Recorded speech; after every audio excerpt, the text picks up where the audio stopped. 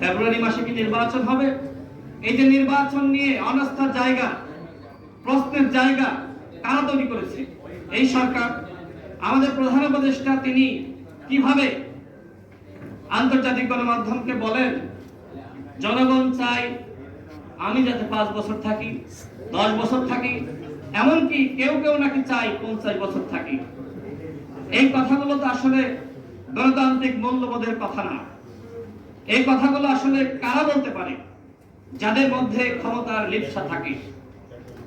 একদিকে তিনি বলছেন ফেব্রুয়ারি মাসে নির্বাচন, অন্যদিকে এই সরকারের ঘনিষ্ঠ দলগুলো তারা বলছে জুলাই সনদ বাস্তবায়নের আগে নির্বাচন নয়। আমার প্রশ্ন হলো, জুলাই সনদ আসলে কি এই সরকারের মেয়াদে পুরোপুরি বাস্তবায়ন করা সম্ভব? কোনোভাবেই সম্ভবপর নয়। সুতরাং শুধুমাত্র আবেগতাড়িত হয়ে কথা বললে হবে না। যতগুলো সংস্কার এই সরকারের আমলে বাস্তবায়ন করা সম্ভব সেগুলো অধ্যাদেশের মাধ্যমে বাস্তবায়ন করতে হবে। আর যেগুলো বাস্তবায়ন করা সম্ভবপর নয়, আগামীতে যেই সরকারে আসুক না কেন তার উপর দায়িত্ব থাকবে, তিনি বাধ্য থাকবেন সেই সংস্কারগুলো বাস্তবায়ন করা। সেই ধরনের বন্দোবস্ত